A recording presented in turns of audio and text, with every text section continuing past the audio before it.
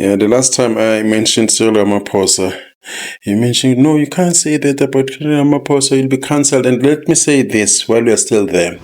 His purpose is to make poor people feel, or make them to feel represented, because we don't want an unled revolution, because if people decided to rise, they will come for him and the other petty bourgeoisie. So these guys, they play that role. Maybe it's time that we ask ourselves, in small dropies, in certain municipalities which are not properly serviced, is it a wise idea, or can it be a way forward if people started to put up money, administer their own municipalities, fix their roads, pay certain service providers instead of them paying?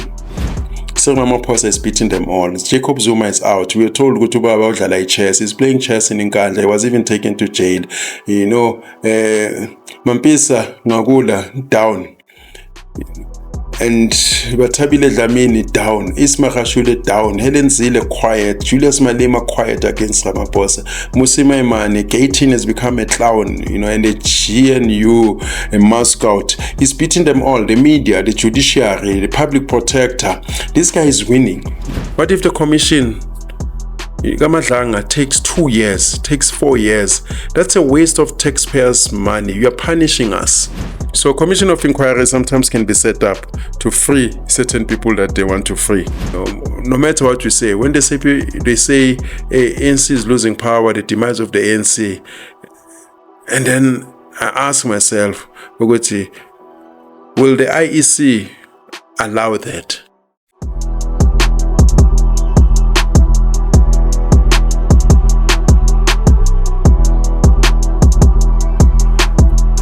Awe, Sanbanani Makaya. Welcome to another week with Life with Ike Khumalo, where so many things are happening in this country of ours, the beloved country of South Africa.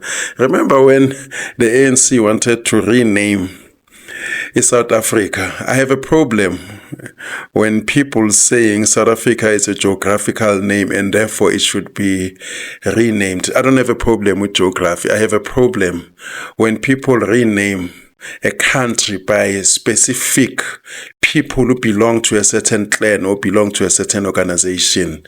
And I know most people saying it must be called Azania. I don't know the origins, proper origins of the name or word Azania. It's a controversial one. Some they say it originated from the Arabs who enslaved us. Some they say the word Azania or name Azania is African. Yeah, but I know that the one who's got power, the majority, in government, will end up naming South Africa to his personal satisfaction.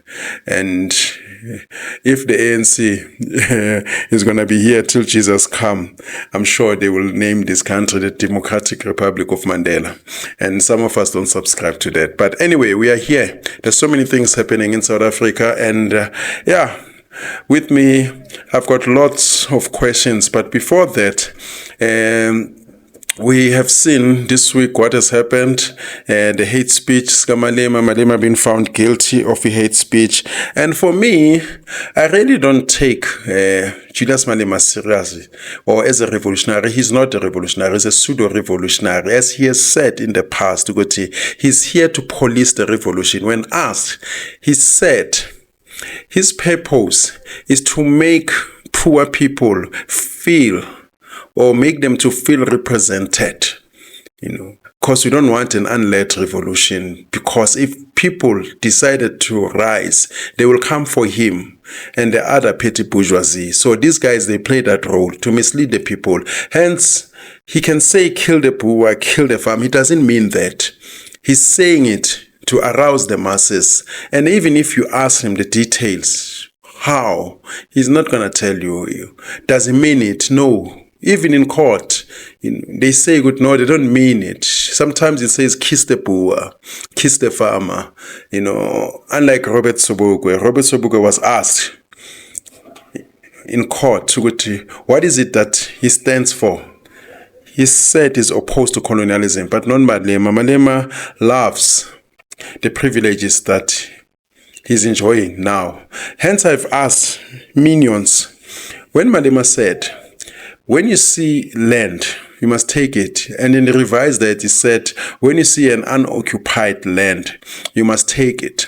But him is not taking unoccupied land in Sentin. I can show him in Rivonia. He follows all the banking protocols. He follows all the laws. He applies for a bond. And then, but he's telling you to take land, which is hypocrisy. And the hate speech for me is neither here nor there.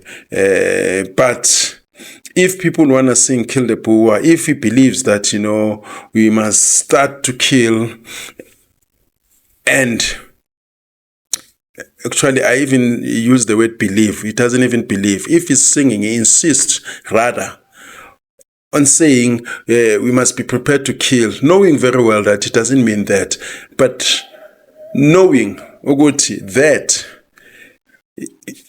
it's giving us a negative publicity in terms of sponsorships in the form of investments. As we have seen, some companies are closing down, and the very same comrades, including Malema, once said we'll go to China, we'll also use the Chinese currency. The Chinese, when they come to your country, they don't invest like the Westerners. They don't build factories.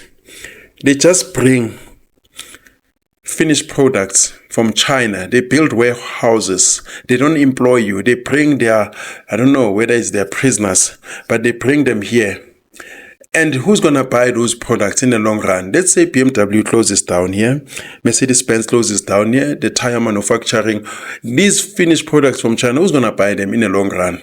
Because you need people to be employed. So that's where we find ourselves. So these guys, they just want to loot. They are lootists. And which brings me to another issue, the issue of the farmers fixing our roads, in small dorpies. And it raises some questions. And I know people have raised, the question of, should we still continue to pay income tax? Should it still be taxed? If there is no service delivery, there is no water, there's potholes. Maybe, I don't know. Like building hijackers. They start with administration, and then they don't pay to the landlord. They pay an amount, but they do it with bad intentions. But with us, maybe it's time that we ask ourselves, in small dorpies, in, certain municipalities which are not properly serviced, is it a wise idea, or can it be a way forward if people started to put up money, administer their own municipalities, fix their roads, pay certain service providers instead of them paying, to municipalities, to the government, taxes? Maybe, we should consider that, create some sort of liberated zones. When guerrillas take over a country, they create liberated zones. They, build clinics, create communities. Maybe in South Africa, it's a question that we should ask ourselves. Maybe the citizens, they must start administering a country on their own, because clearly the government of the day has failed, or they are successfully failing. You check Kuma hospitals, medication is not there. And if maybe communities, they came together and say, what can we do to save our clinics, to fundraise for our clinics, cut off government, govern ourselves? As in Codesa, they implemented sort of a federalism of some sort, maybe give the autonomy to local governments, like provinces, they've got semi-power. I know somewhere there are parallel, functionaries, but maybe, people in communities should be giving power. I don't know how, but maybe we should think along those lines, because for me now, I see no reason why we're paying taxes, especially the middle class. The middle class, they pay for everything, and everything that they don't use, they pay for their private securities. Instead of relying on the police, they pay for their kids to go to private schools, private medication, private hospital. Everything is private. Yet they also taxed for things that, supposed to be servicing them. So that's where we find ourselves, which is, unfortunate. But anyway, And now that next year, 2026, we are approaching local government elections. And I know some fakers and prophets of doom and you name all these prophets and pretenders, they're going to come and criticize their own as if they were not part of the system. Like we've seen people like Abonade Dipando, and posing as if they were always against Cyril Ramaphosa. But we know very well they are part of the problem. There is no solution that can come from the ANC or these organizations in parliament, because many of them, they're govern together in the government of national unity with the ANC. They agree with the ANC, and many of them, they've been appointed as deputy ministers, some, cabinet ministers. They are happy to retain their positions. So I don't see a solution that can ever come from these guys. But yeah, we are told that you must vote for change. The question that I always ask myself is voting enough? They say if you don't vote, you can't complain. No, I disagree with that because I am taxed. Hence, I suggested, or I asked a question rather, maybe our participation should not end with voting. Maybe we should take over, run certain, departments, not even parallel. Those departments be handed over. Government must say, you know what, I cannot run the clinics or the Department of Health in this province. Citizens come together, see what you can do, and people, formalize themselves, and then they put up monies, and they don't pay certain taxes, they get tax reliefs, and then they fund themselves. Like Afrikaners have shown us, they are fixing their roads, building, roads, fixing potholes. Maybe, that should be a model going forward, because we are heading for a failed state. And as we are approaching our elections next year, so many false prophets are gonna mushroom. And Cyril, in his second term, like we've seen in ANC, they always come up with the same theory, same model, and I don't know why South Africans, they fall for the very same old song. Near elections, they'll tell you that they are rejuvenating. They are fixing themselves. The ANC is self-correcting, and they'll criticize, the outgoing president and say, give this new one a chance. And people always give them a chance. I hope next time they won't do that. This self-correction thing, it should come to an end. And I've seen, South African Communist Party, they have announced that they're also contesting. Maybe they can see which the ANC is losing power, and they want to, separate themselves from all the failures of the ANC and say, pick us. But it is them who've been instrumental. They are ministers. How many billions, gone missing under Platin Zimande? What has Platin Zimande done? He was the SACP, Secretary General, Botula Sengwesi. Many of them come from the SACP. They've been, members of the cabinet in the ANC. They've done Pogorod. They are free riders. For me, people like, Secretary General of the SACP, I don't see a solution that can ever come from that guy. Mapaila. Yeah, these guys, they just want to loot, they just want to eat, and they are worried because they can see ANC got 40%. And one thing about Cyril Ramaphosa, so that I can mention, Cyril Ramaphosa is beating them all. And I don't know, the power behind him. I know that he's got some lobbyists, some multinationals, people like your Oppenheimers who made him. But if we check Cyril Ramaphosa, I wonder if they'll succeed, as they normally do, to criticize the outgoing president. But it seems as if Cyril Ramaphosa has got so much power. Some may argue and say Thabo Mbeki had so much power, but eventually his downfall was not so great. But in the now, Cyril Ramaphosa is beating them all. Jacob Zuma is out. We were told Gutuba about Dlalai chess. He's playing chess in Nkandla. He was even taken to jail. Mampisa Ngagula down. and Batabile Dlamini down, Ismail down, Helen Zille quiet, Julius Malema quiet against Ramaphosa, Musima Imani, K18 has become a clown, and the GNU, a mascot. He's beating them all, the media, the judiciary, the public protector. This guy is winning. I don't know how much more, can you win. They say karma, is a bitch, but I wonder. I wonder, maybe karma is for poor people, but Cyril Ramaphosa is winning everywhere. And my opposition parties is beating them up daily. Everybody's quiet. So we'll see the next elections.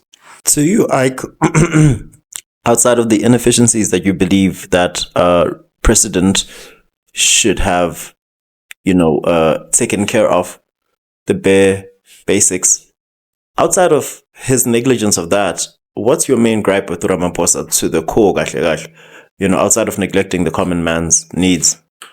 Yeah, the last time I mentioned Cyril Ramaphosa, he mentioned, no, you can't say that about Ramaphosa, you'll be cancelled. And let me say this while we are still there.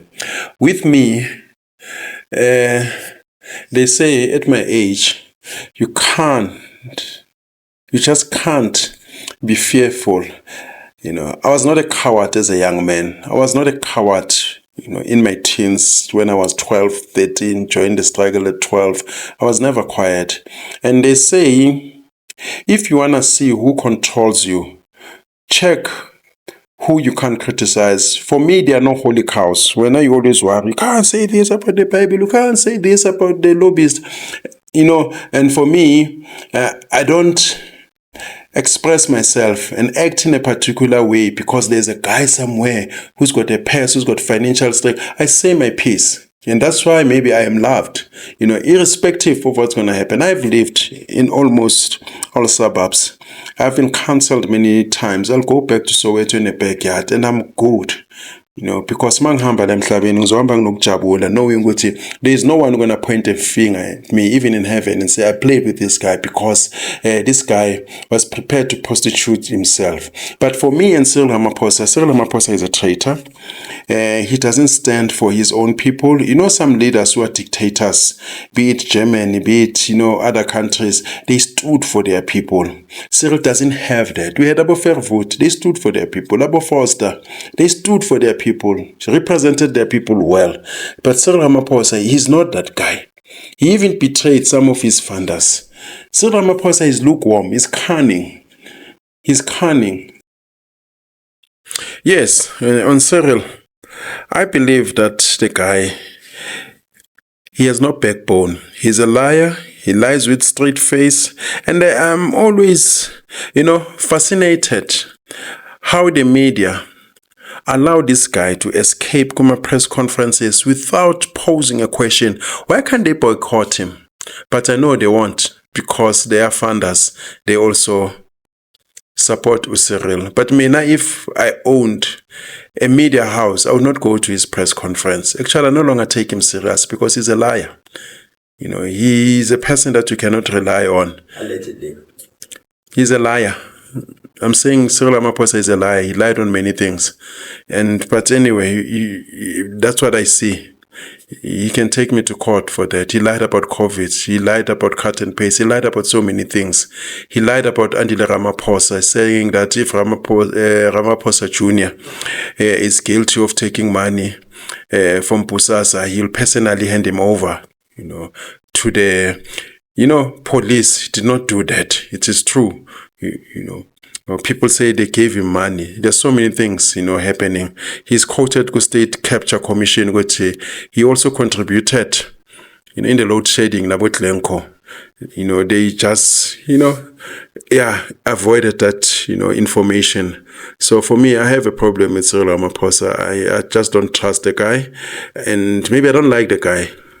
Like I don't like Jacob Zuma, I don't like Mbeki. I never, liked, these guys. Tell us more about what happened during the commission, man. What did he say during the commission, Cyril? Cyril Ramaphosa, he said ANC is accused number one.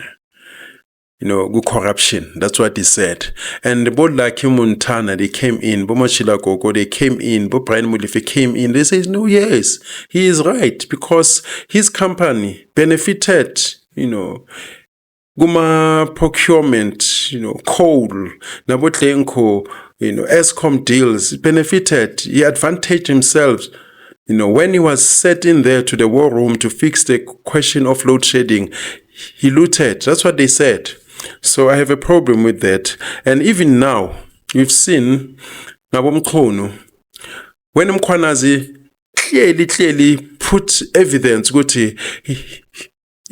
his minister in the cabinet is corrupt, been talking to, criminals. Instead of him saying, you know what, Mr. Mchunu, please, go home, I'm, releasing you, like we've seen Thabo Mbeki, releasing Uzuma, and let the law take its course. Let the NPA investigate, put the police on the guy, and let him prove himself in the court of laws. But he set up a commission. And this guy, meanwhile, he still retains his blue lights, his salary. What if the commission, Madlanga, takes 2 years, takes 4 years? That's a waste of taxpayers' money. You are punishing us. What is the difference between a commission and an NPA proceeding? Because to those that don't know, when we see the word commission, we assume that the police and the courts are involved.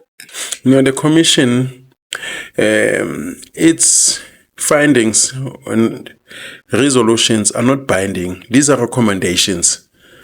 But with the NPA and the police, when they investigate and they find which there's prima facie, case or prima facie evidence, they must take it to court. And then in court, he must prove his innocence. If not, he must go to jail. But the commission can say, I recommend this and that, and it's not binding. The president can, avoid them or ignore them, like we've seen, the Madlanga Commission and other commissions. They don't have powers. Why, if they don't have power, are they maintained and progressed? Is that intentional? I always ask myself that question. But commissions, I think they can be good, under exceptional, exceptional circumstances, but not for every case where the police must investigate. Me, if I'm involved in crime, do you think there'll be a commission of inquiry? I get we're all equal before the law. There are certain complicated maybe matters where maybe you don't have within the police people who can investigate that, or you don't have skills. Maybe you can, call a commission and invite people to say, come on board, tell us what we know. It's more like an inquiry or, asking people. But where you can investigate, you can find evidence. There are 11 phone calls made, to a criminal. Why not pursue that road, the investigators, and say, what was he talking about? Hey, man, this guy, there's a case to answer, and arrest him. There's been rumors in the streets, drug syndicates, people mentioning that. I've been mentioning that since 2022. Ukuthi must answer if he's a drug dealer. Ketlastole must answer if he's a drug dealer. If they are fight, the two of them, it's over a drug terrain. I've been asking that question. They must answer that because there are rumors. They're saying, no, these guys are implicated. And now with them talking to, the criminals, especially he must explain. What is it that is, talking Nama criminals? And then the investigators must investigate. But the commission of inquiry, it must be set up, under very, very, very, very strict conditions, provided maybe, within the government, we don't have people to investigate a particular matter which requires certain skills. But other than that, we are just duplicating processes and they are costing us money. Is the reason for the commission of inquiries perhaps, which is what I thought you were going to answer, to free the politicians from prosecution? Because essentially they are above the law. Let's be honest. Which politician? The commission of inquiry can be done for, many reasons, depending on what you want to achieve. a commission of inquiry. Let me give you an example. The Madlanga Commission, we know that the ministers were involved. They okayed the shootings. They didn't do what they needed to do to prevent the massacre, even before that, So when Zuma appointed the commission, the terms of reference, that's where, that's where the details lie. Because he said the commission will investigate, but they will not touch the ministers, the cabinet ministers. They are excluded from there. There will be no findings against the ministers. And then what now? What are you investigating? It was just in a talk shop. Because it was the ministers who were involved. Cyril Ramaphosa went to the Minister of Police and says, hey, do something about these guys. That's when people learn about the concomitant action. I knew about that term because at that time I was doing Masters Labor Law. Concomitant, I said, okay, he's using that. He's probably studying the same course that I'm doing, because in labor law, there's a concomitant action. So many people were involved, in the cabinet. And some of these guys, they had shares there. Some of the unions, they had shares there. They retained the interest. Because these people must go back to work. They were now becoming an irritant. So commission of inquiry sometimes can be set up to free certain people that they want to free. So like Madlanga Commission, we'll see, how far can it go. But sometimes we find that the chair of the commission might be a good person, but the terms of reference, they don't allow him to go beyond the commission. But I still feel that a president needs to be set, because you cannot be contained by the terms of reference like Uzondo, which I cannot go beyond this. Even, where you see, you would know, I need to follow the money. So that's where we find ourselves. Yeah, I don't know what you wanted to add. I wanted to ask, these politicians, are they really above the law? The last time I asked this question, you said nobody's above the law. Clearly, they found a strategy to be above the law. So according to you, especially as an advocate, do you believe that there are certain individuals in South Africa, such as the Guptas or any other family or group of people that we've seen evade the law with ease? On paper, no one is above the law. No one should be above the law. But we all know, within practice, it's a different story. There are some people who are untouchable. I'll give you an example. Chief Mangosuthu Buthelezi, he was respected. Here's the guy who was pushing violence in the 80s. I heard him saying there will be civil war in this country. People will die. And one of my friends, close friends, died in 1990 because we were fighting. Not only fighting, we're defending a community against the hostile dwellers who were attacking members of the community, going, smashing people's heads, going train stations, railway lanes, throwing them off. I lost to the pool. I lost a couple of guys that I know I was with. Gacha Buthelezi was an instigator. Abu Musamini. They were there. I remember Musamini saying they will send 500,000 men in Soweto and they will kill every young man that they come across who's above the age of 15. Abu Khoza, they were there. They were not fighting the ANC. They were killing innocent people. Trains. But Gacha Buthelezi was respected. He was above the law. Some people are above the law. Even Mandela was above the law. So on paper, they'll say, we are all equal. Cyril Ramaphosa is above the law. I mean, you've seen what happened in Palapala. They even beat up that woman who was a helper. They went beyond their jurisdiction, Ramaphosa. They went to Namibia.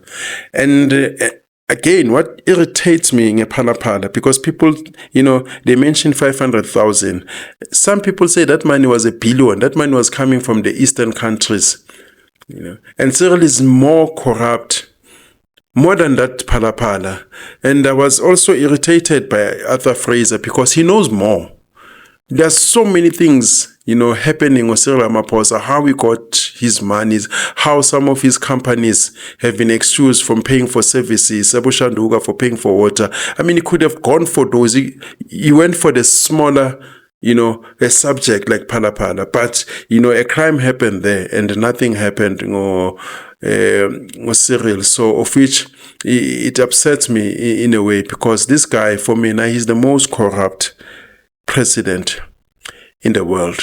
Okay. So, I'd like to know, right? Do you think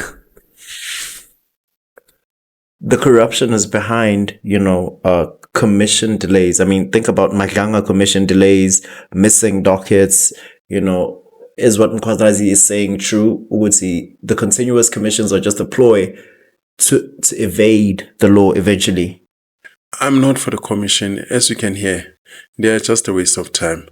Involve the police, involve the security agencies. Unless you're telling us, Guti, our police don't have the manpower, they don't have the skill to investigate some of these, clear-cut corruption cases. Unless you're telling me, Guti, our courts are not equipped to deal with these matters. I mean, there are commercial crime courts, criminal courts, civil courts. I mean, come on. These guys, they can do more, to prosecute these guys, but they're not doing that. Of which, for me, I'm appalled. But unfortunately, this is where we find ourselves, where some people seem, they are more equal than others. And Cyril Ramaphosa being one of them. And people can only mention Phala in all the things that, he has done. They only mention Phala. Phala is just, 0.001%. The same as when people mention Nkandla. They mention 250, whether it's true or not. But they don't say renovations. Phela, when you renovate, it means the house is already there. Renovations are supposed to be touch-ups. Therefore, by implication, it means that the house is probably $1 billion. And that house was renovated for the second time when they mentioned 250, because at first, I remember there were attacks there, and then, they built it or renovated it. And then they came for the second time when Zuma was now the president. So probably the house, they've spent $1 billion. Whether it's worth $1 billion, it's another question. And next to the poor. And then people, they just talk about 250 renovations. It's more than that and other things. That's why these guys who are for Zuma, sometimes I don't understand their thinking.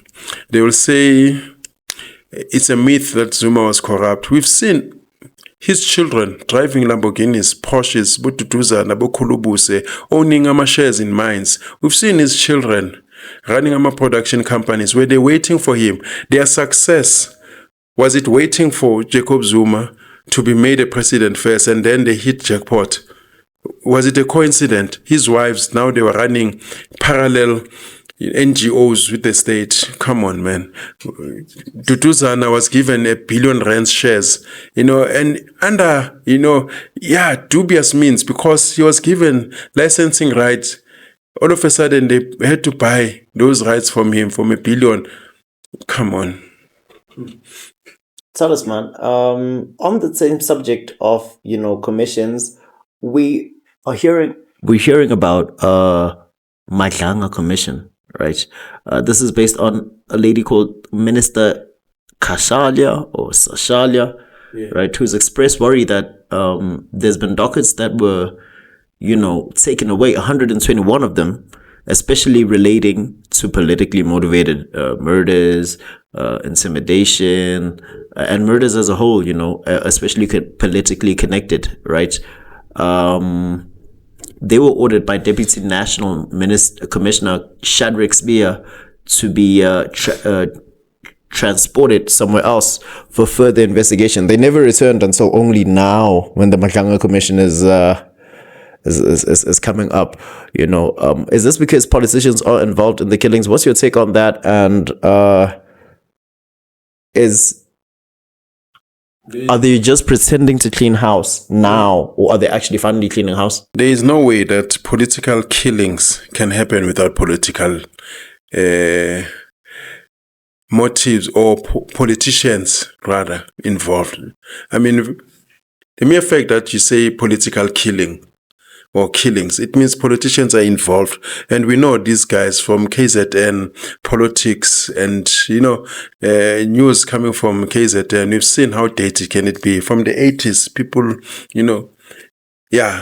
they're, so good, in eliminating their opponents. And what surprises me, knowing that in this country we've got a history of dockets being lost.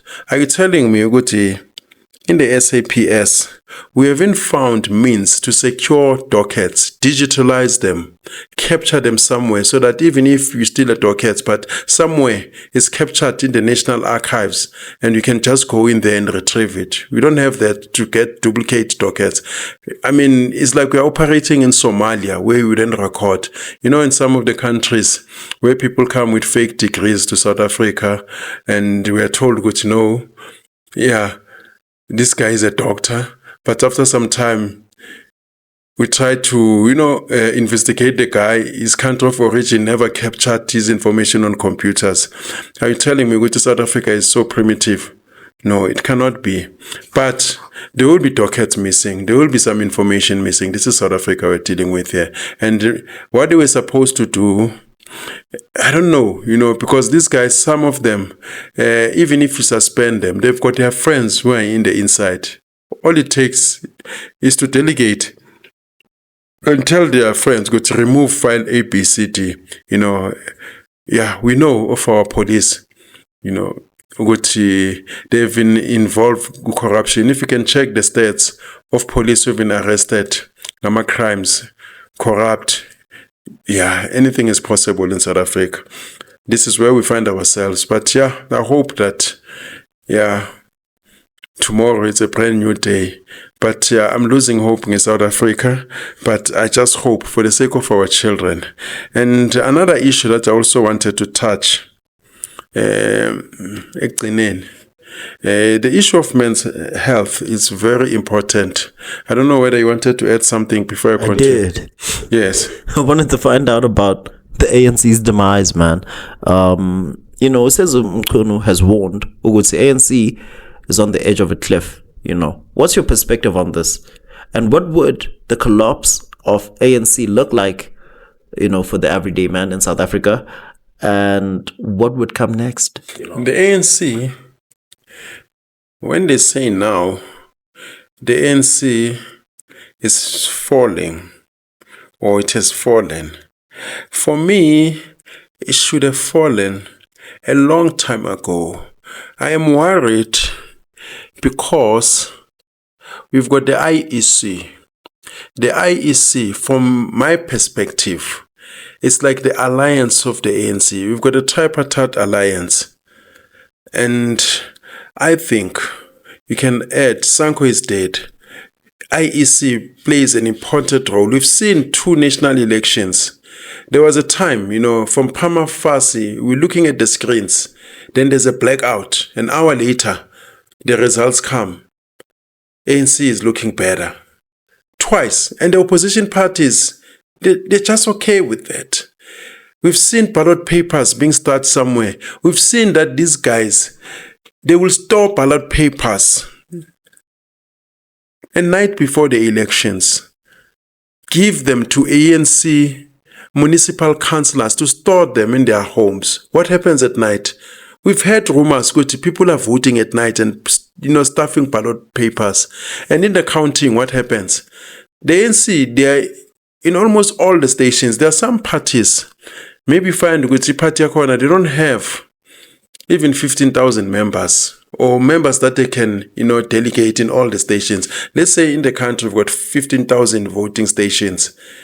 If I contest as an independent or maybe a small party, I'm not there to make sure that, the voters in that station, they reflect the will of the people.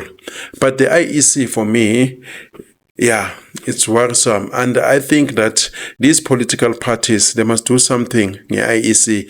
They must come together and each have, good board, appoint, I don't know how they appoint a board and IEC. But for me, it's always been in the ANC cadres or ANC comrades. And if you don't do away, yeah, ngewari IEC, as Stalin said, ukuthi he who votes decides nothing, but he who counts the votes decides everything. That's where we find ourselves. So we may say that the ANC is dying, and then you become surprised they still get 40%. You know, I've seen in Gauteng, you know, elections before these ones. I mean, some people say they lost, but they still, you know, got, you know, sizable amount of votes. So that's my problem.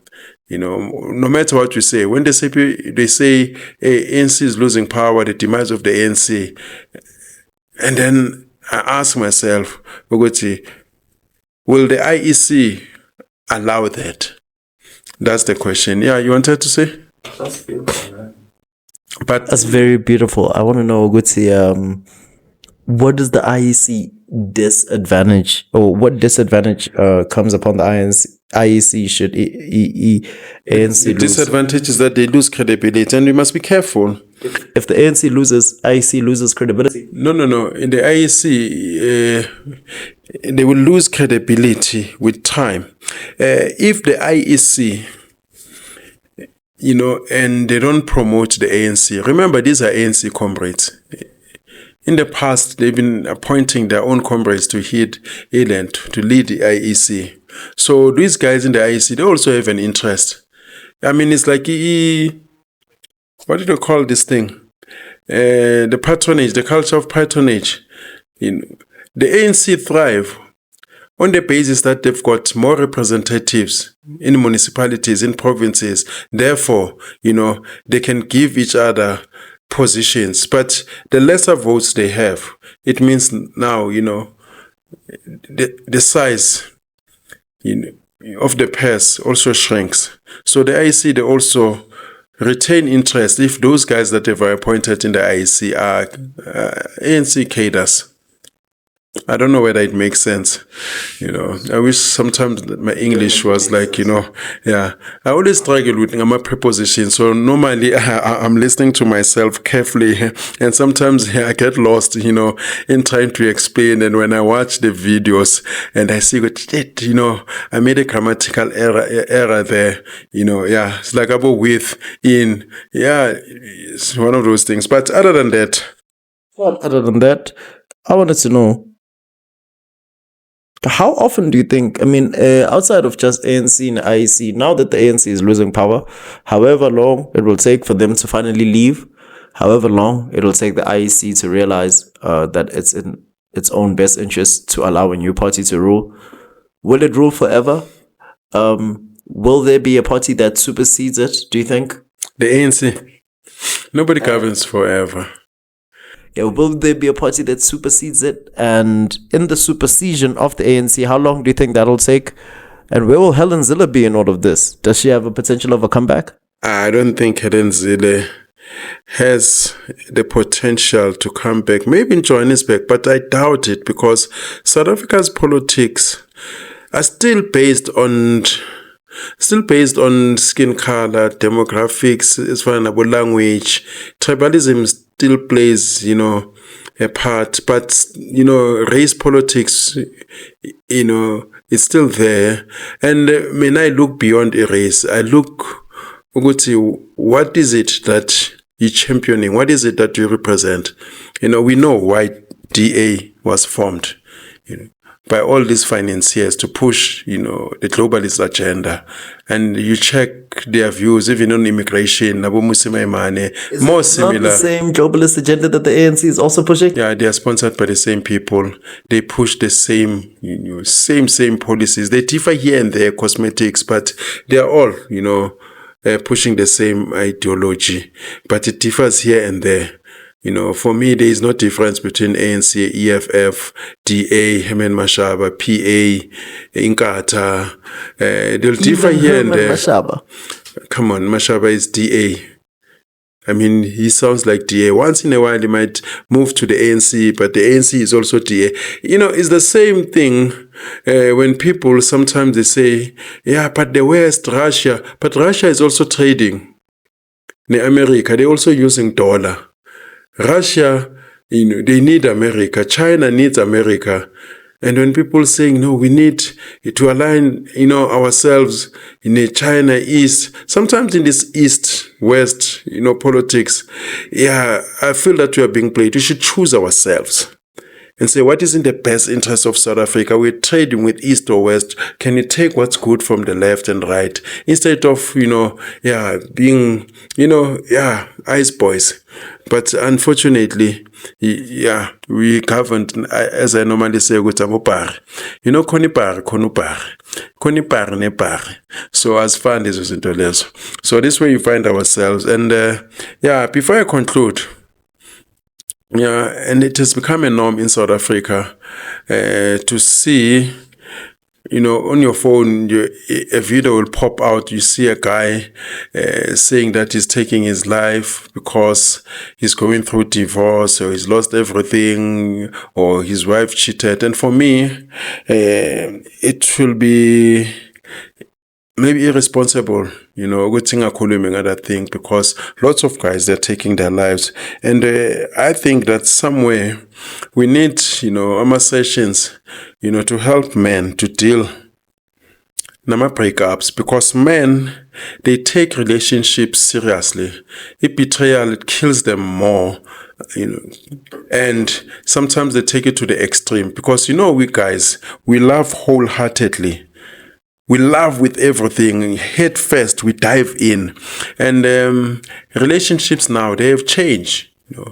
Culture has changed, economy has changed, power dynamics change. People nowadays, vows means nothing. We've seen divorce parties, things that are unheard of in the past. And men are still traditional. They're still captured in that. We want to provide. We want to lead. And I can tell, Mina, from my experience, because I'm still traditional, there are certain things that I will never understand in modern day culture, because there are certain things that I've discovered later in my life, and I wish I knew them earlier. With men and women are different. People can say whatever that they want to say. We men, we believe that if I've helped you in the past, you must be loyal to me. I've done good for you. I've helped many people, gone out of provinces, helping them. And then from nowhere, unprovoked, they will pin a false pregnant on me.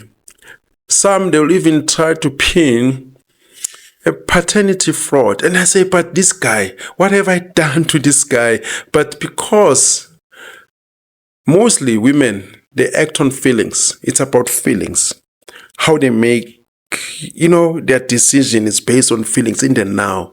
Later on, maybe it comes to bite them. We guys, we are rational. We base things on fact. If I've given you my weight, I shake hands and I say, me and you, we are brothers. And if I break away from that contract, there's a backlash.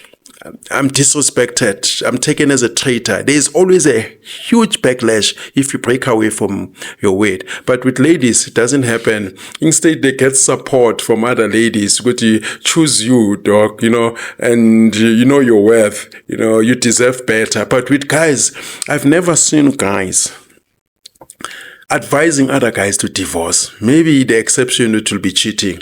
But guys don't tell other men. But women, they tell women to divorce, and they listen to single women. And guys are not ready for that, and they handle it badly. And sometimes guys must understand there is no permanence in these things. I've been to relationships where all of a sudden somebody said, I'm no longer fulfilled. And I remember, we guys, we are builders. We do things even if we are not fulfilled. Because we know with the feelings cannot be the yardstick. I mean, check for an example. How many people go to work even if they don't feel? But they must go to work. How many people stick up with my relationships where they're not happy, but they tell themselves, because what, I made a decision, I made a vow, I promise, and I brought these two families together. I cannot just, because of a feeling that will come and go, But with women, it's different. And the modern woman is different. I mean, I've been to situations where, especially now with social media, has made it difficult because people can talk to people in Brazil, people get DMs, they get, this false hope and then thinking that I'm demanded, somewhere I'm wanted. But those people, they demand you for what? Can I continue? I want to close this sentence.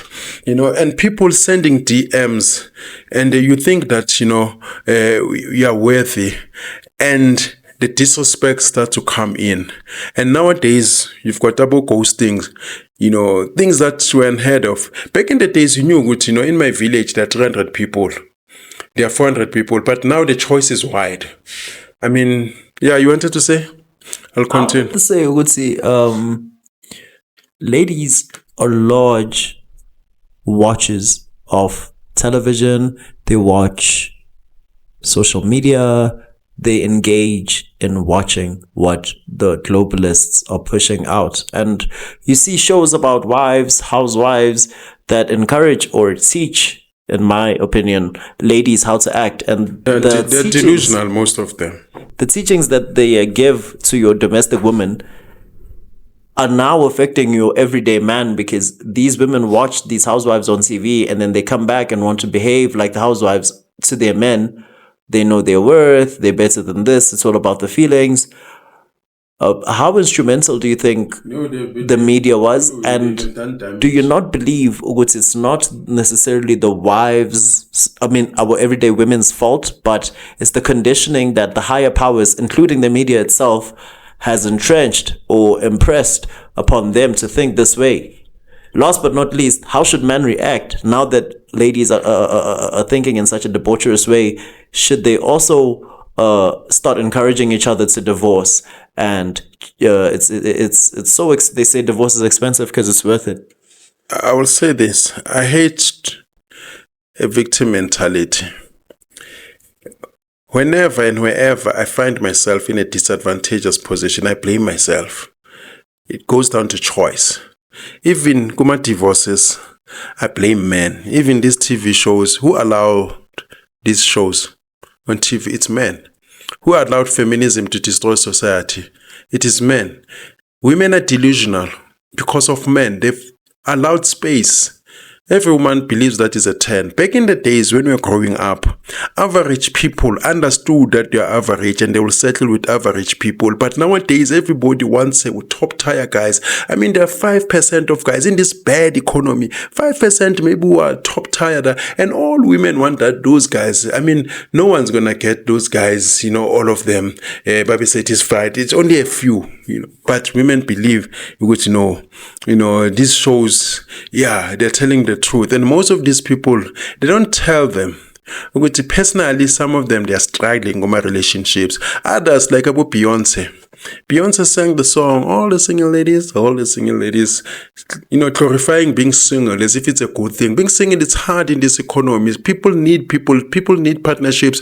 Even God said it's not good for a man to be alone. But about Beyonce, but all the single ladies, and guess what? After the show, he goes to Jay-Z. He got the protection of a man. You need a man, All the single ladies, what happens when the criminals knock at your door? All the single ladies, your car, and some of them, they cannot live by themselves and pay rent and, do everything. You need a combined,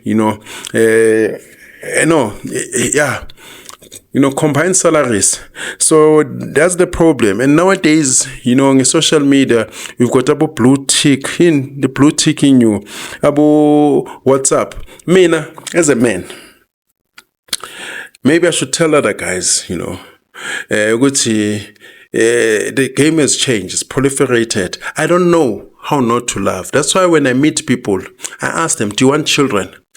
Because nowadays, nobody wants children, they tell you, we adopt, it's me, I want to post on Instagram. And then time passes and somebody when he's 48 and says, I wish I had kids, And I don't know how not to love. Nowadays, if somebody sends you a WhatsApp message, if you reply immediately, you're too desperate. You don't have options. Since when? Good ethics being criticized. If someone calls me and I answer the phone immediately, it's like I have no options. I was waiting for the call. Since when? being good is punishable. So I must play these games, pretend as if I'm not available, I'm busy. And if you text, I must, answer in, 4 hours time, there is no contact.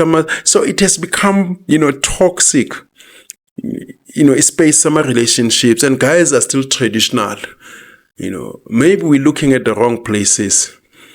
Because there are still traditional women, in some quarters, maybe in the Muslim community, maybe in Shem, maybe gay, I believe those traditional women that are still there are only traditional and still there because they don't have the option of being a housewife that's desperate or a real housewife. Do you understand me? The minute a woman gets financial liberation or gets the upper hand, that's when you said those women, I think you aligned your statement. Those women who are housewives, maybe you meant to say they are housewives because they're not financially liberated. No, I meant housewife in the terms of ladies that wear weaves, the real housewives, that have attitude. And all I know is that most women, when they become financially liberated, they want to be single. They want to be, away from the guys. They just want to gallivant the streets. And it's kind of strange, that it is that way, My question is, are they not currently, apologies. My question is, are they currently not financially underprivileged? Because let's face it, I lost my point because you interrupted me. I wanted to say something, but anyway, ask the question.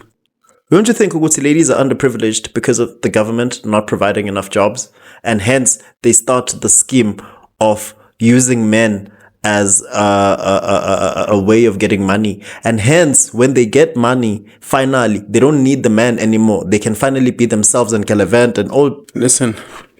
Women don't know what to do with power, even if they're independent. It confuses them because I don't know whether it's hormonal, because women sometimes don't understand themselves. They get to menopause, they don't want to be intimate, and it registers later. Maybe it's menopause. I've never had menopause, and they go through a lot. And some, they're also affected by body count because nowadays we live, in a fast world, microwave world, cook now, and all these things that our traditional systems prevented from happening. They're now, happening. You find a person by the age of 30 slept with 50 men. They've implanted that person, remembers all these guys, they're different. By the time he gets to the 51 man who wants to marry, he compares these guys with the previous. These guys cannot match up. Back in the days, a woman only knew you.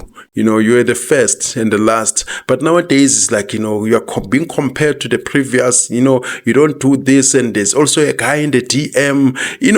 There's also a guy who's entertaining and saying, here's a gift, buying gifts. And, even guys, they're now using money. Back in the days, it was a shame, to use money. You've seen these guys, the entrepreneurs, they introduced the slave culture. The Nigerians came in here because they needed citizenship, so they're prepared to buy everything. They don't condemn bad behavior, of women. They don't condemn disrespect because at all costs, as long as this woman can marry me and then I'll be in South Africa or America or Europe, maybe divorce later when I also have a citizenship of my own. And that has, spoiled the game because there must be consequences. So the modern woman doesn't understand consequence.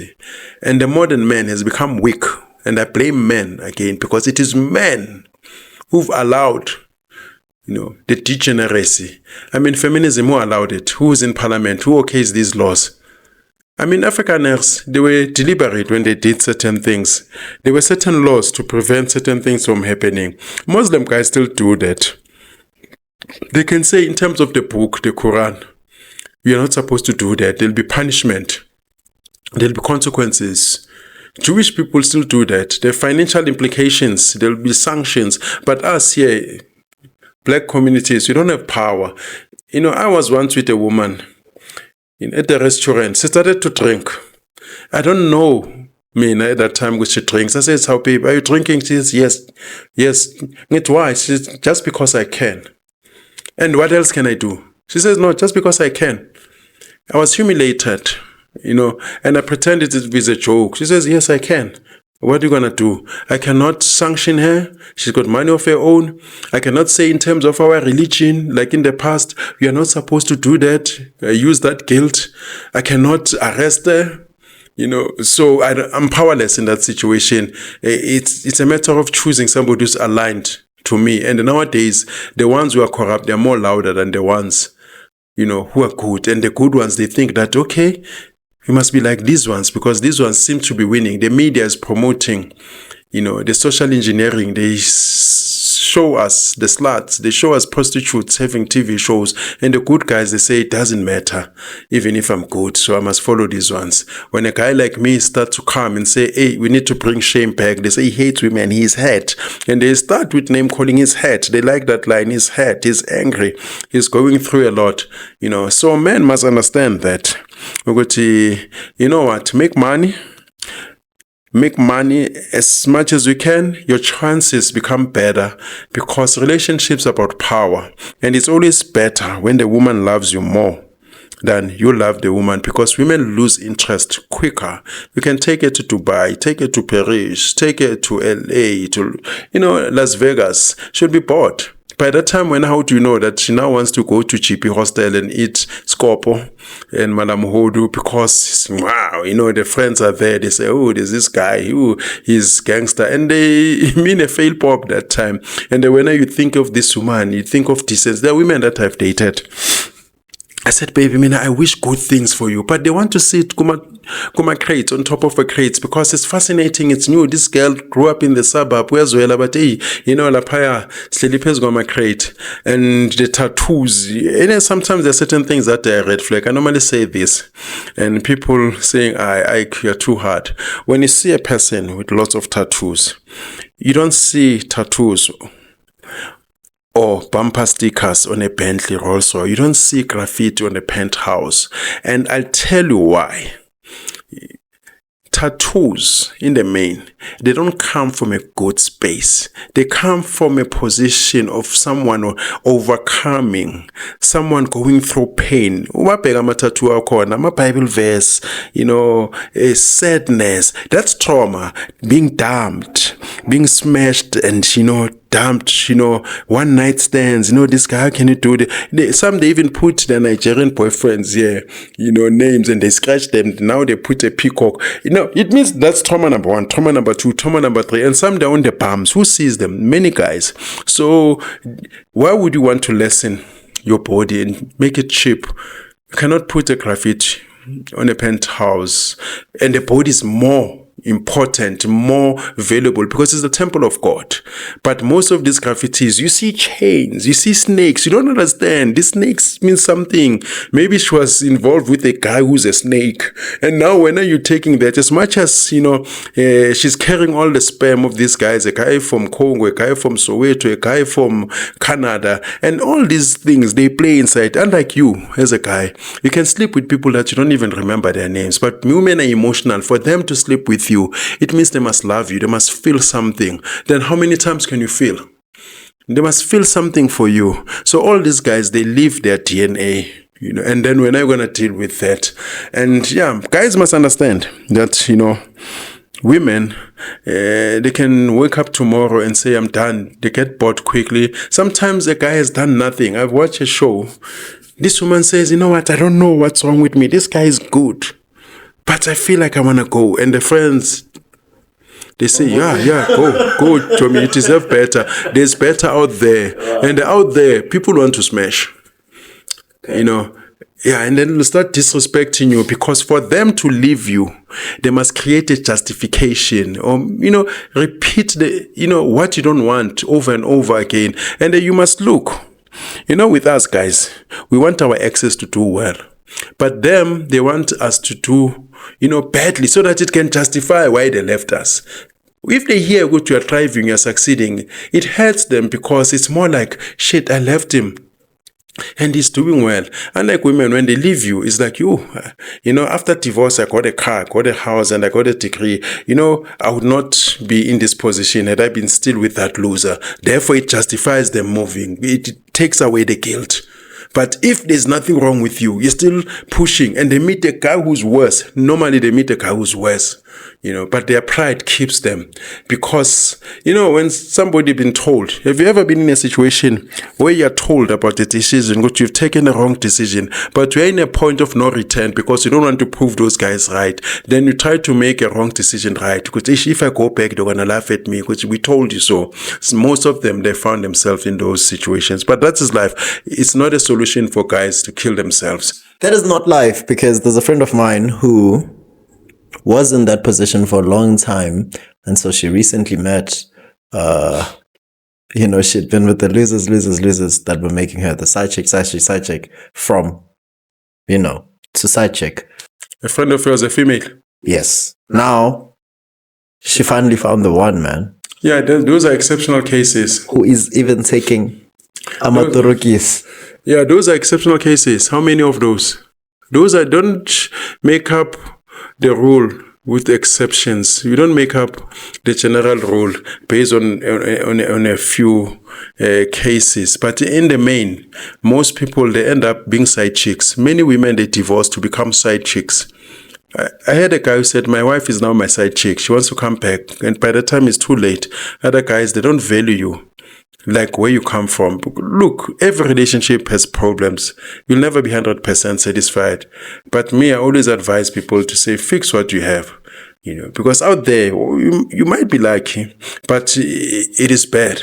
My question is this, lastly, right? I still believe that all of these relationship problems started from people not having jobs, women not having jobs and being poor, thanks to the government not orchestrating enough facilities for people to have jobs. Missing the point. The more people got jobs, the more they leave relationships, the more they become single and independent, they leave relationship. Afrikaners, what they did, they made sure that women are dependent on men because they knew their nature. They made sure that if you're a principal, you marry a teacher. If you're a doctor, you marry a nurse so that you can maintain the control. That's how Muslims control women. Because they know them. Once you give them power, they don't know what to do with them. They get bored. That's why Muslim men, they'll say, why are you driving?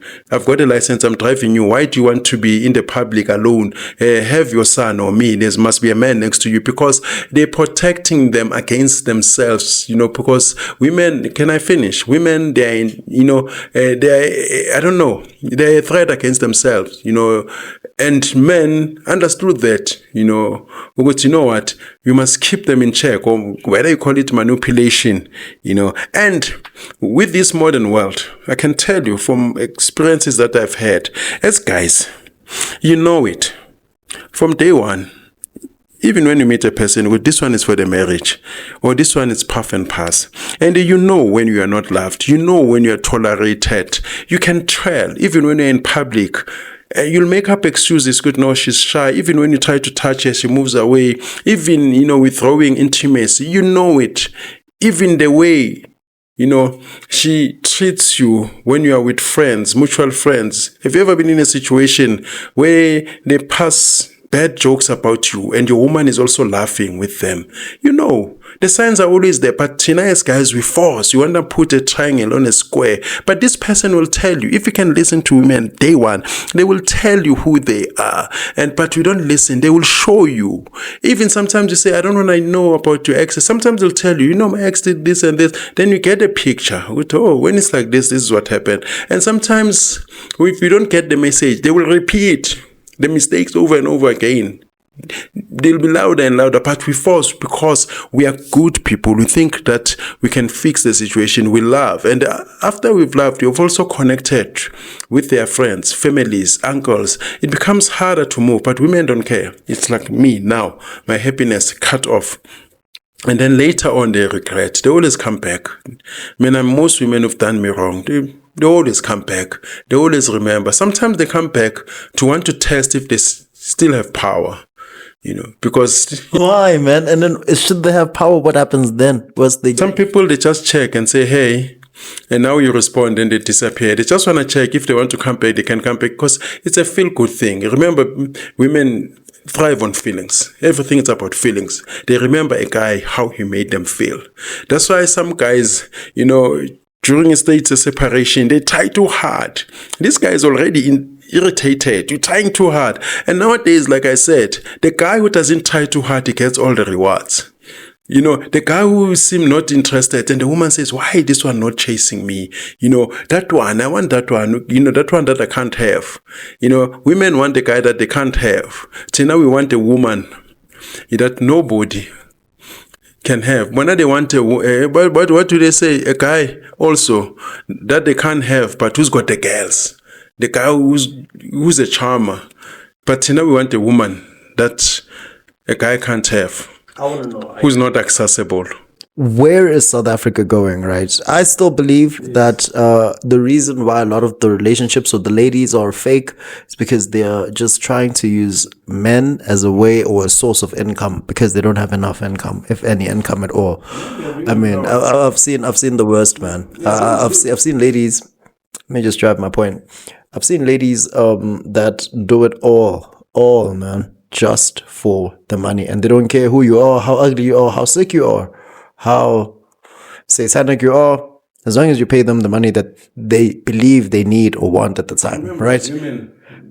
So I just want to know, right, with the new South Africa coming in, with the demise of the ANC and the fall away of the government K94, with the new government that's coming up, do you see South Africa becoming a world-class city, a world-class country again, or is it just over?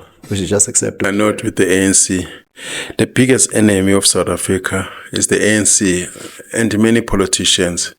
To be the world-class, you need to have dreamers, people with visions. These guys, they're here to loot. Even these ones in power, they know what is their last term. Their last opportunity, they're looting. They don't care about the country, even if the country collapses, you know, so they don't care. So societally as well, South we're basically fucked. South Africans, they are not active enough. They're not angry enough. They don't show passion enough.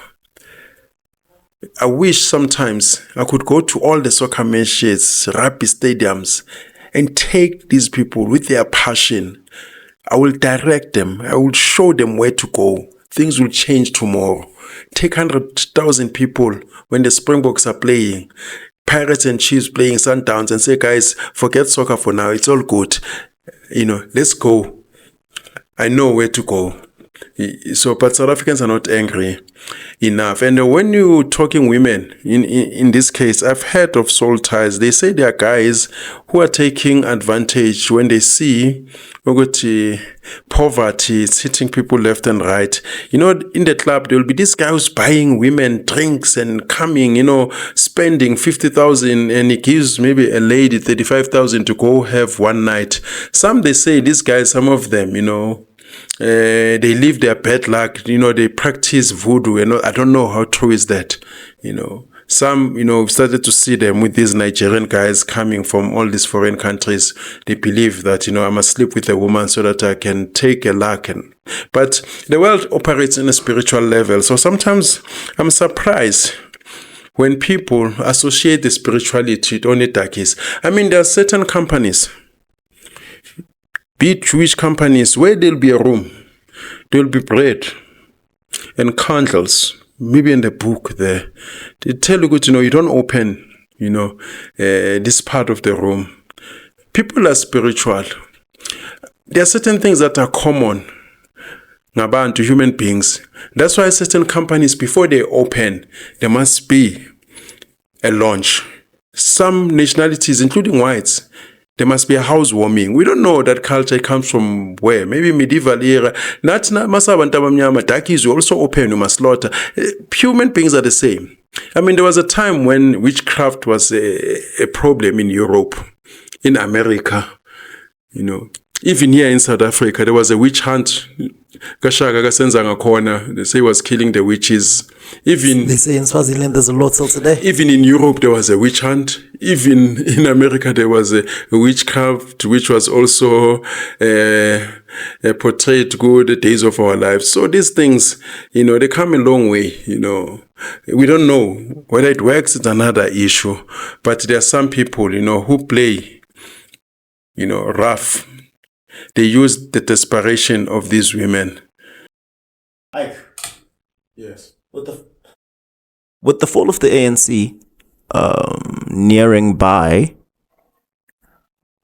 where and how does the new South Africa look like? Relate socially, that means pertaining to relationships, for the everyday man on the street, professionally, economically. How do you see South Africa being after ANC is done away with, which does not seem far from now? Oh, well, Is it far from now? I mean, well, the ANC, when the ANC is gone, we cannot replace the ANC with another different ANC.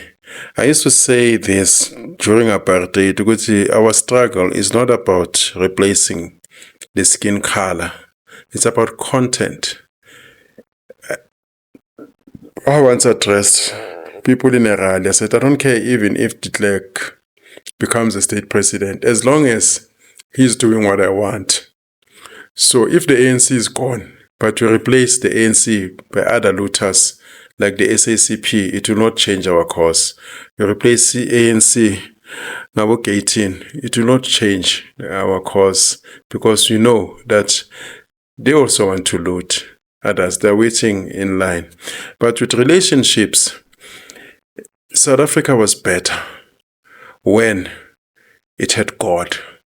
We started to kick God out of South Africa. We opened the doors. We chased God out of our schools. We chased God out of the church. The church became the Miracles Church that we see today. You know, people being made to eat rats. We chased God out of everything that had to do with us, be it sports. In the past, we used to do, prayers before we start any event, and we don't have something holding us down. But it's for men to lead. Men and women, they're different, and we must recognize that. And I know with the modern day culture, they push fluidity. We are not the same. We think in a particular way. Men are futuristic. Men are rational. They look at the future. They want to build empires. They want their families to thrive. Women, they're naturalists. They bring birth. They are softer. But after the feminism, after the Berlin Wall fell, we started seeing men wanting to be women, women wanting to be men. There's a misalignment.